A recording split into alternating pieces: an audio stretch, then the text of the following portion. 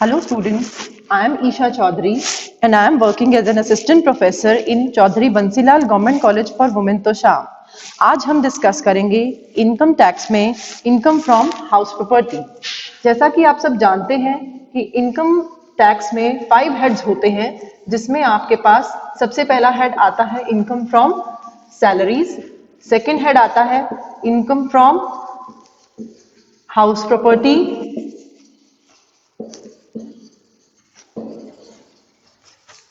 Third head आता है आपके पास profits and gains of business and profession,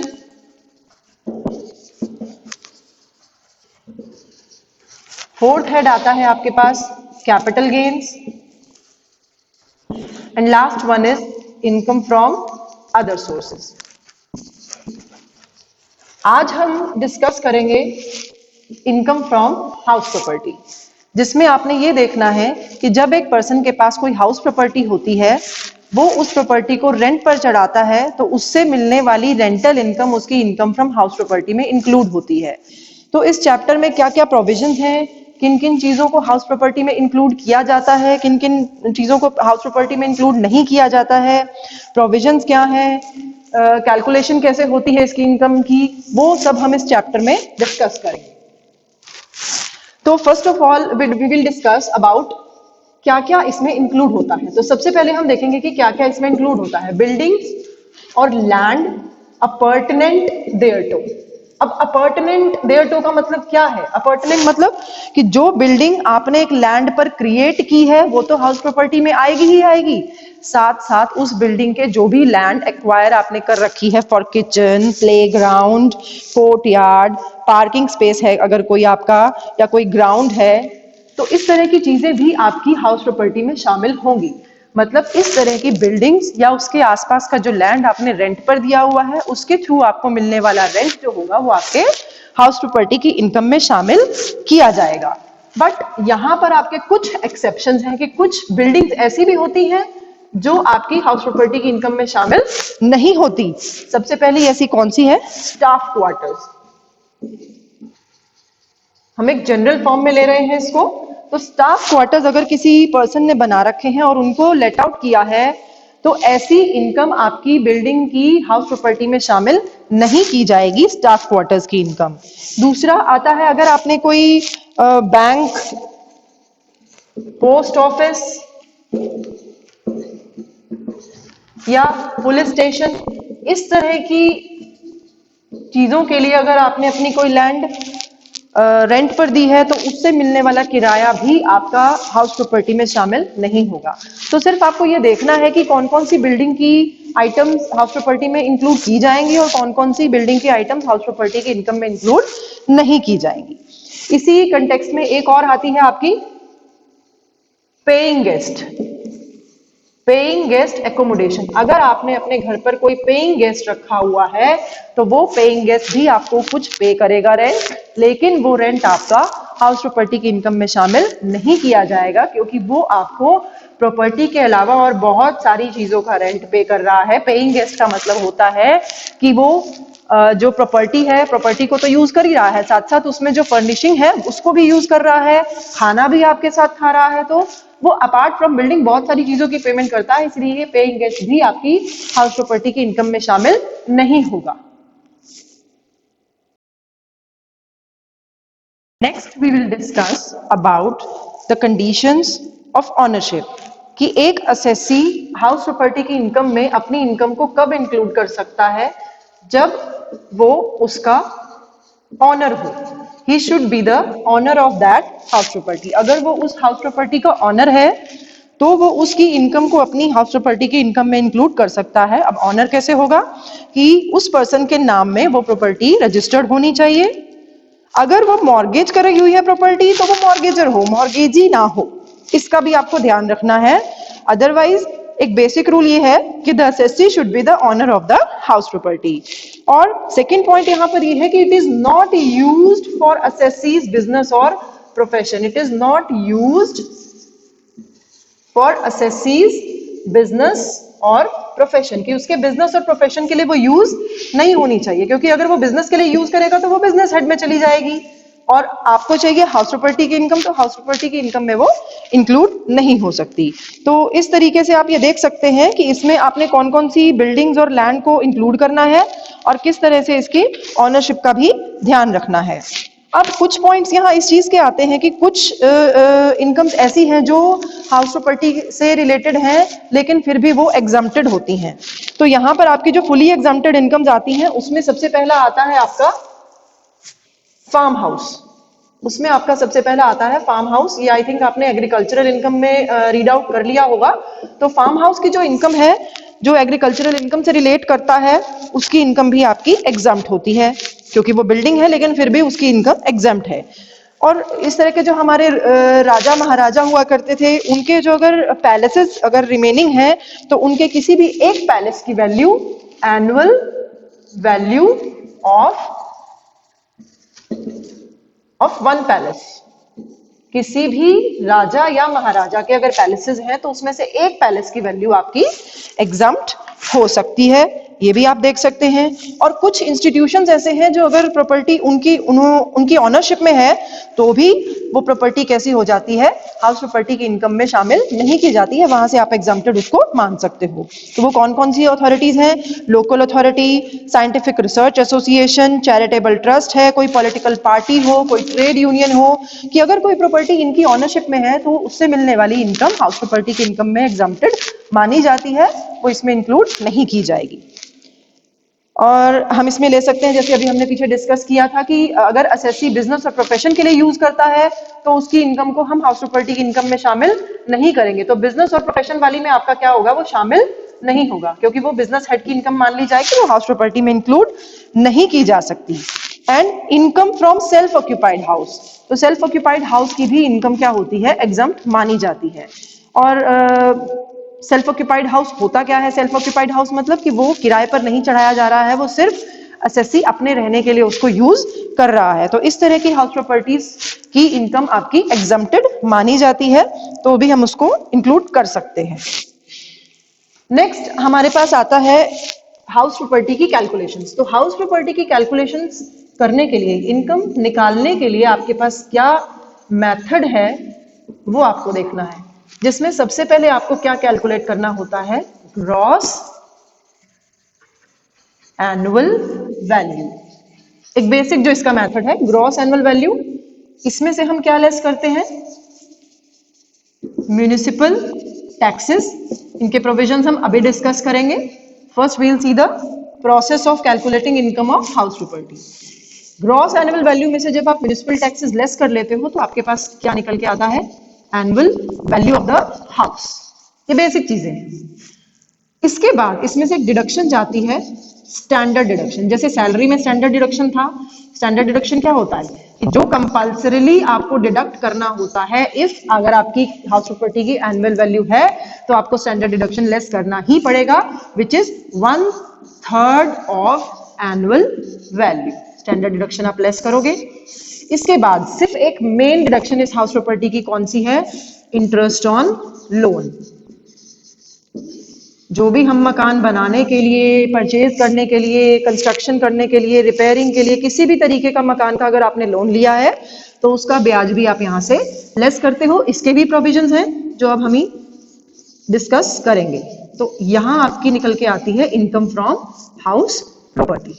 ये बेसिक इसका जो स्ट्रक्चर है वो ये है कि किस तरह से आप इनकम फ्रॉम हाउस प्रॉपर्टी को कैलकुलेट कर सकते हो।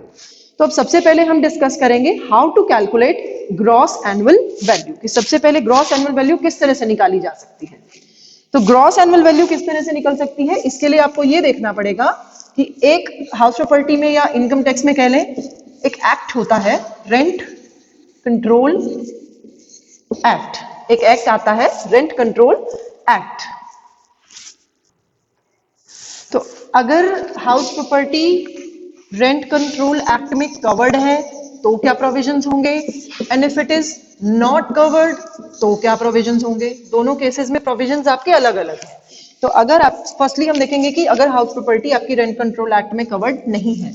रेंट कंट्रोल एक्ट एक्चुअली किस लिए बनाया गया, ताकि जो मकान मालिक हैं, जो लैंड ऑनर्स हैं, जो हाउस ऑनर्स हैं, वो अननेसेसरी रेंट अपने टेनेंट से ना ले सके। एक स्टैंडर्ड रेंट फिक्स कर दिया जाता है कि इससे ज्यादा रेंट एक किराएदार को नहीं पे करना है अगर उसको इस चीज की जानकारी है। तो सबसे पहले हम ये देखेंगे कि अगर कवर्ड नहीं है तो हम क्या कर सकते हैं। तब आपके पास हाउस प्रॉपर्टी में कितने जो रेंट्स होंगे, किस तरह के रेंट्स होंगे, वो आपको देखने हैं। सबसे पहले आपके पास आता है म्युनिसिपल वैल्यू, सेकंड आपके पास आता है actual rent, third one is fair rent.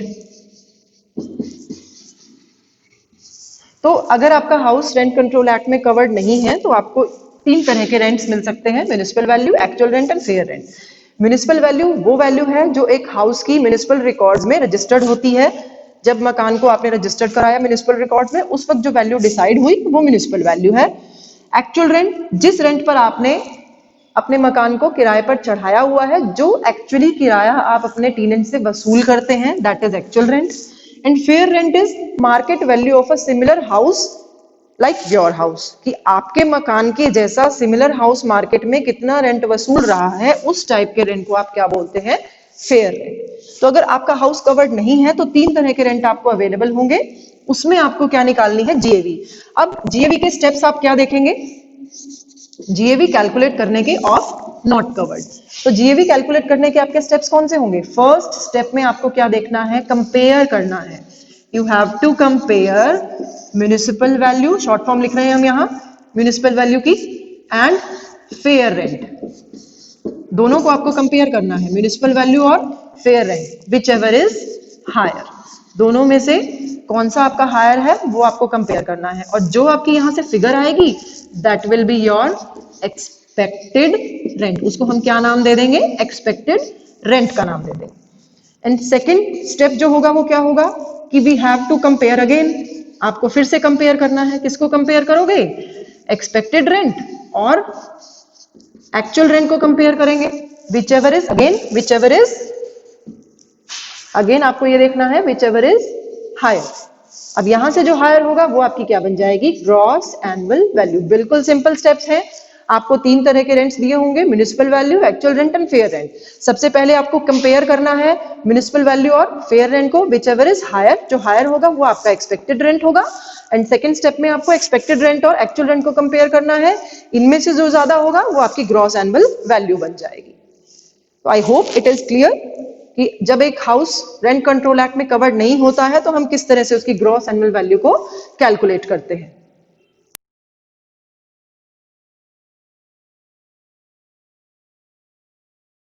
अब हम देखेंगे कि जब एक हाउस रेंट कंट्रोल एक्ट में कवर्ड होता है तब उसकी जीएवी कैसे कैलकुलेट होती है। जब एक हाउस कवर्ड होगा तो उसके पास वो तीनों रेंट्स तो होंगे जो नॉट कवर्ड वाले में थे, municipal value, fair rent, actual rent, and एक रेंट इसमें और ऐड हो जाएगा जो क्या होता है, स्टैंडर्ड रेंट। ठीक है, तो जब ये चारों रेंट्स होंगे तो हमारा स्टेप भी थोड़ा सा एक एक्स्ट्रा बनेगा। फर्स्ट स्टेप जो आपका होगा इसमें जीएवी कैलकुलेट करने का स्टेप सेम है, आपको कंपेयर करनी है municipal value and fair rent. आपको कंपैरिजन सेम करना है, विच एवर इज हायर आप यहां से निकाल सकते हो, लेकिन हम इसे एक्सपेक्टेड रेंट का नाम नहीं देंगे, इसे हम एक सिर्फ पॉइंट की फॉर्म में लिख के रखेंगे। सेकेंड पॉइंट पर जब आप आओगे तो आपको ये देखना है कि figure selected in point number 1 और दैट स्टैंडर्ड रेंट, जो आपका नया आइटम इस केस में आया है स्टैंडर्ड रेंट, जो फिगर आपकी फर्स्ट पॉइंट से आई, इन दोनों में से जो हायर था वो, और standard rent whichever is. अब यहां पर जब आप कंपेयर करोगे तो आपको कौन सा लेना है, विच एवर इज लेस, जो आपका लेस होगा आपको वो पोर्शन उठाना है यहां से, and that will be your expected rent. ये आपका एक्सपेक्टेड रेंट हो जाएगा। तो एक स्टेप एक्स्ट्रा हो गया। थर्ड स्टेप में फिर से आपने वही करना है, एक्सपेक्टेड रेंट को किससे कंपेयर करना है, एक्चुअल रेंट से, और दोनों में से आपको अगेन कंपेयर करके कौन सी वैल्यू निकालनी है, higher value, and that value will be gross annual value, GAV। तो इस तरह से हम दोनों ही केसेस में, चाहे आपका हाउस कवर्ड हो या नॉट कवर्ड हो, दोनों ही केसेस में आप ग्रॉस एनुअल वैल्यू निकाल सकते हो। तो I hope it is clear. जैसा आपने अभी देखा कि एक हाउस अगर कवर्ड हो या नॉट कवर्ड हो तो किस तरह से हम GAV कैलकुलेट करते हैं, उसका प्रोसेस आपने देखा। अब हम करेंगे उन्हीं के कुछ इलस्ट्रेशंस। तो फर्स्ट एग्जांपल हम लेते हैं, म्युनिसिपल वैल्यू एक हाउस की आपको दी हुई है 30,000, फेयर रेंट आपको दिया हुआ है 36,000 एंड एक्चुअल रेंट आपको दिया हुआ है 32,000। तो ये हाउस क्लियर हो रहा है कि ये कवर्ड नहीं है क्योंकि इसमें स्टैंडर्ड रेंट नहीं दिया हुआ है। तो इसमें हम वही प्रोसेस फॉलो करेंगे। स्टेप 1, आपको किस किस को कंपेयर करना है, municipal value and fair rent को। तो म्युनिसिपल वैल्यू आपकी कितनी है 30,000 एंड फेयर रेंट कितना है 36,000। तो जब आप दोनों को कंपेयर करोगे तो विच एवर इज हायर, आपका 36,000, ये आपका कौन सा रेंट बन जाएगा, एक्सपेक्टेड रेंट। सेकेंड स्टेप में आपने क्या करना है, इसी एक्सपेक्टेड रेंट को किसके साथ कंपेयर करना है, एक्चुअल रेंट के साथ। आपका एक्सपेक्टेड रेंट कितना है 36,000 और एक्चुअल रेंट आपका कितना है 32,000। तो इनमें से भी आप जब कंपैरिजन करोगे तो आपका जो हायर वैल्यू आएगी वो कौन सी होगी 36,000। तो that will be your GAV of this house 36,000। तो इस तरह से आप कोई भी न्यूमेरिकल कर सकते हैं। एक और एग्जांपल हम ले सकते हैं, सपोज म्युनिसिपल वैल्यू आपकी कितनी है 20,000, फेयर रेंट आपका दिया हुआ है 24,000 एंड एक्चुअल रेंट आपका कितना दिया हुआ है 28,000। थोड़ा सा हमने फिगर में चेंज कर दिया है। अगर आप इसमें कंपैरिजन करें तो फर्स्ट स्टेप में क्या होगा, म्युनिसिपल वैल्यू और फेयर रेंट को कंपेयर करना है। तो इन दोनों में से आपकी हायर वैल्यू कौन सी है 24,000। तो ये 24,000 आपका क्या हो जाएगा, expected rent as per rule. तो नेक्स्ट स्टेप में आपको इस एक्सपेक्टेड रेंट को किसके साथ कंपेयर करना है, इस एक्चुअल रेंट के साथ। तो आप 24 और 28 में देखेंगे तो कौन सा हायर वैल्यू आ रही है आपकी 28,000। तो इस केस में आपकी GAV कितनी हो जाएगी 28,000। तो इस तरह से आप इसके एग्जांपल्स देख रहे हैं तो सॉल्व कर सकते हैं कि अगर आपका हाउस नॉट कवर्ड है, स्टैंडर्ड रेंट नहीं दिया हुआ है, तो किस तरह से आप GAV कैलकुलेट कर सकते हैं। नेक्स्ट हम लेते हैं एक एग्जांपल जो एक हाउस कवर्ड होगा, जहां पर आपको municipal value, fair rent, standard rent and actual rent, चारों रेंट गिवन होंगे। तो सबसे पहला हम देखते हैं, म्युनिसिपल वैल्यू आपकी दी हुई है 30,000, फेयर रेंट है आपका 36,000, स्टैंडर्ड रेंट है आपका 30,000 और एक्चुअल रेंट है 40,000। तो इसमें हमने वो 3 स्टेप फॉलो करने हैं जिसमें आपने क्या करना था। फर्स्ट स्टेप में आपका क्या था, municipal value and fair rent आप कंपेयर करेंगे। तो which is 30,000 in this question and fair rent is 36,000। तो दोनों में से आपकी हायर वैल्यू कौन सी है 36,000। तो इसको हम फिगर आउट कर लेंगे, लेकिन आपने इसको कोई नाम नहीं देना है। सेकेंड पॉइंट पर आपका आता है figure decided at selected at level 1 which is 36,000। इसको आपको किसके साथ कंपेयर करना है, स्टैंडर्ड रेंट के साथ विच इज 30,000 आपका दिया हुआ है। इन दोनों में से आपको कौन सी वैल्यू सॉर्ट आउट करनी है, whichever is less, दोनों में से जो कम है, कम कौन सी है आपकी स्टैंडर्ड रेंट की वैल्यू 30,000। तो ये 30,000 अब आपका इस पॉइंट पर आकर कौन सा रेंट बन जाएगा, एक्सपेक्टेड रेंट बन जाएगा। Last point in this case is आप एक्सपेक्टेड रेंट को किसके साथ कंपेयर करोगे, एक्चुअल रेंट के साथ। एक्सपेक्टेड रेंट आपका कितना आया 30,000 एंड आपका एक्चुअल रेंट कितना है 40,000। अगेन इन दोनों में से हायर वैल्यू आपकी कौन सी होगी 40,000। तो वो 40,000 की वैल्यू जो आपकी आई वो आपकी क्या हो जाएगी यहाँ पर, ग्रॉस एनुअल वैल्यू। इस तरह से आप उस हाउस की ग्रॉस एनुअल वैल्यू निकाल सकते हैं जिसका स्टैंडर्ड रेंट गिवन है। एक और एग्जांपल हम इसमें देख सकते हैं, सपोज म्युनिसिपल वैल्यू आपकी कितनी दी हुई है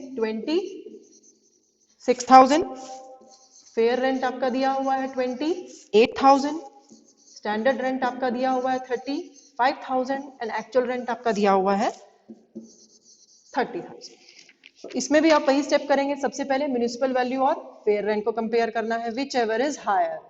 हायर वैल्यू यहां से कौन सी निकल कर आई आपकी 28,000। अब इस 28,000 को किसके साथ कंपेयर करना है, स्टैंडर्ड रेंट के साथ। तो स्टैंडर्ड रेंट और फर्स्ट पॉइंट की जो वैल्यू आई उसमें से आपका which ever is less, less कौन सा है आपका 28,000। तो 28,000 will be your expected rent. अब इस एक्सपेक्टेड रेंट को आपने किसके साथ कंपेयर करना है, एक्चुअल रेंट के साथ। तो एक्चुअल रेंट आपका 30,000 है, एक्सपेक्टेड रेंट आपका 28,000 है, तो दोनों में से आपको कौन सी वैल्यू निकालनी है, हायर वैल्यू। हायर वैल्यू आपकी कौन सी है 30,000, तो 30,000 will be your GAV in this case. तो आई होप आपको ये टॉपिक समझ में आया होगा कि किस तरह से अगर एक हाउस कवर्ड और नॉट कवर्ड है तो हम उसकी जीएवी कैलकुलेट कर सकते हैं। अब एक पॉइंट इसमें और है, यहाँ हमने जब इलस्ट्रेशन हम नोट करते हैं तो कई बार एक्चुअल रेंट को थोड़ा सा एक अलग नाम दिया जाता है, तो वो भी मैं आपको बता रही हूँ यहाँ पर, डी फैक्टो रेंट। कई बार आपको actual rent de facto rent के नाम से भी मिलेगा, तो वो भी एक्चुअल रेंट ही काउंट होगा। अब ये तो रही आपकी जीएवी की बात। नेक्स्ट टॉपिक इसमें आता है कि आपको जीएवी जब आपकी आ जाती है तो आपको उसमें से म्युनिसिपल टैक्सेस लेस करने होते हैं। तो जब आप म्युनिसिपल टैक्सेस लेस करते हो तो आपको ये ध्यान रखना है कि म्युनिसिपल टैक्सेस में क्या क्या चीजें इंक्लूड होती है। म्युनिसिपल टैक्सेस के एक्चुअली कई नाम हैं, जिसमें आप इसको लोकल टैक्स की फॉर्म में भी ले सकते हो, या ये हाउस टैक्स की फॉर्म में भी आ सकता है, या कई बार आपके इलस्ट्रेशंस जो आएंगे उनमें ये एजुकेशन और हेल्थ सेस को भी म्युनिसिपल टैक्स में ही इंक्लूड कर देता है। तो ये तो रही इसके नाम और इंक्लूजन की बात। अब पॉइंट आता है कि आपको म्युनिसिपल टैक्स कब लेस करने हैं, ठीक है।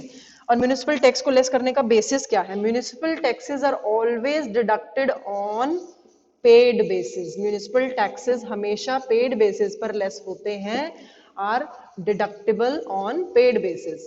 पेड बेसिस का मतलब कि अगर आपने म्युनिसिपल टैक्सेस पे किए हैं तो ही लेस होंगे, अदरवाइज आपके यहाँ पर डिडक्शन नहीं मिलेगी। अगर म्युनिसिपल टैक्सेस आपके ड्यू तो हो चुके हैं, due but not paid, due but not paid, due तो हो गए हैं लेकिन आपने पे नहीं किए हैं, तो आपको इसकी डिडक्शन नहीं मिलेगी, पहला पॉइंट।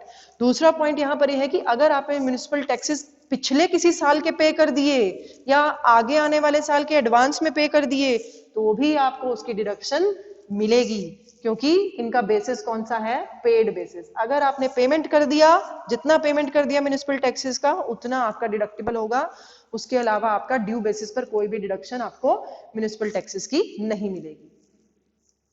अब नेक्स्ट पॉइंट आता है कि ये म्युनिसिपल टैक्सेस पे कौन कर रहा है। दो पर्सन होते हैं जो पे कर सकते हैं, हो सकता है हाउस ऑनर पे कर रहा हो और हो सकता है कि टीनेंट पे कर रहा हो, कि मकान मालिक ने ये कह दिया कि टीनेंट को कि टैक्सेस आप पे करोगे। तो अगर आपके पास क्वेश्चन में ये दिया हुआ है कि आपका ऑनर म्युनिसिपल टैक्स पे कर रहा है तो आपके जो टैक्सेस होंगे दैट विल बी डिडक्टेबल, और अगर आपका टीनेंट टैक्सेस पे कर रहा है तो आपके ये नॉट डिडक्टेबल रहेंगे। आपके म्युनिसिपल टैक्सेस उस केस में लेस नहीं किए जाएंगे हाउस प्रॉपर्टी की इनकम से जब वो टैक्सेस कौन पे कर रहा है, टीनेंट पे कर रहा है। तो ये चीज आपको नोट करके रखनी है अपनी इलस्ट्रेशंस में कि अगर आपका ऑनर पे करता है तो डिडक्टिबल रहेगा, लेकिन अगर आपका टीनेंट पे करता है तो डिडक्टिबल नहीं रहेगा। तो ये तो था आज का लेक्चर जिसमें हमने ये डिस्कस किया कि हाउस प्रॉपर्टी की इनकम की स्टार्टिंग किस तरह से होती है, क्या क्या उसमें इंक्लूड होता है, किस तरह से उसकी जीएवी कैलकुलेट होती है। तो आप ये आपके कुछ इलस्ट्रेशन जो भी आप करना चाहें इसकी प्रैक्टिस आप कर सकते हैं। तो कुछ शॉर्ट क्वेश्चंस मैं आपको बता देती हूँ कि किस तरह के शॉर्ट क्वेश्चंस आप इसमें कर सकते हैं। एक क्वेश्चन आपका इस तरह से आ सकता है, what is annual value,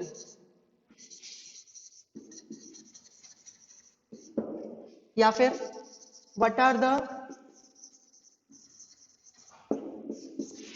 provisions of house property. ठीक है, कि किस तरह से आप हाउस प्रॉपर्टी की इनकम को कैलकुलेट करते हो, वो प्रोविजंस आपको बताने होंगे यहाँ पर। या आपके म्युनिसिपल टैक्सेस जीएवी से रिलेटेड आ सकता है क्वेश्चन कि how can GAV of a house property be calculated. किस तरह से आप एक हाउस प्रॉपर्टी की जीएवी कैलकुलेट कर सकते हो, यहाँ पर आपको दोनों ही केसेस बताने पड़ेंगे, कवर्ड एंड नॉट कवर्ड। तो दोनों केसेस आप बता सकते हो। तो आज के टॉपिक से रिलेटेड ये कुछ क्वेश्चंस हैं जो आप डिस्कस कर सकते हो, रिवाइज कर सकते हो, जिसकी हेल्प से आपको ये टॉपिक क्लियर हो सकता है।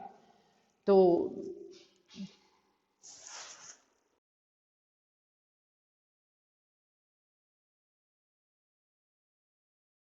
सो bye for now and thank you for listening. I hope आपको ये टॉपिक क्लियर हुआ होगा।